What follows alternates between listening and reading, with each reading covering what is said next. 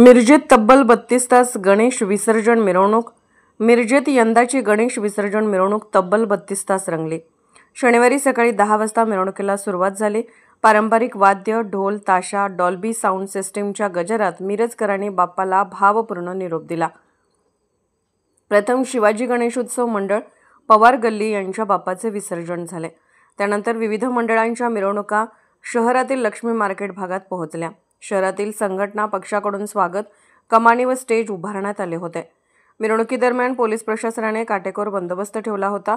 तब्बल 2.5 ते 3,000 पोलीस दल तैनात करण्यात आले होते। अनिल गिल्डा, सब डिव्हिजनल पोलीस ऑफिसर मिरज विभाग।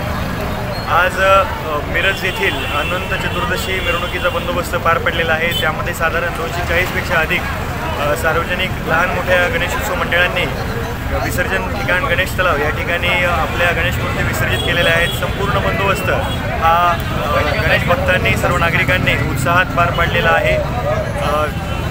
यामध्ये सांगली जिल्ह्याचे माननीय पोलीस अधीक्षक श्री मुगे सर, त्यासोबत अपर पोलीस अधीक्षक कल्पना बारोकर मॅडम यांच्यासोबतच 4 DYSP, जवळपास 16 पोलीस निरीक्षक दर्जाचे अधिकारी, 86 PSI आणि API दर्जाचे अधिकारी, 536 अंमलदार, 236 होमगार्ड्स, त्यासोबतच 9 स्ट्रायकिंग असा विस्तृत बंदोबस्त इलॅबोरेट ह्यामध्ये लावण्यात आलेला होता। आणि कुठल्याही प्रकारची कुठलीही विपरीत घटना न घडता हा बंदोबस्त सर्वांनी पार पडलेला आहे। यामध्ये सांगली जिल्हा पोलीस प्रशासनाकडून आम्ही सर्वजण मिरज येथील सर्व शांतताप्रिय नागरिकांचे आभारी आहोत। धन्यवाद। विसर्जनात काही मंडळांनी पारंपरिक वाद्याचा तर काहींनी डॉल्बीचा वापर केला।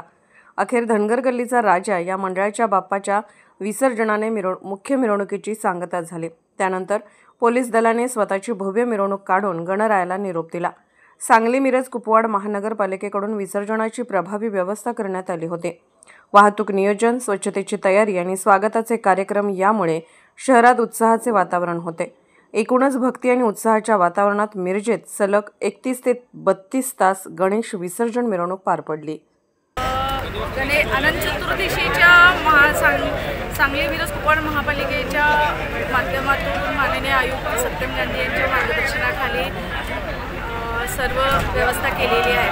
जवळजवळ 300-350 मंडळं होती। तसेच घरगुती गणपतीचं विसर्जन, तसेच क्रेनची व्यवस्था तळ्यावर दोन्ही बाजूला केली होती।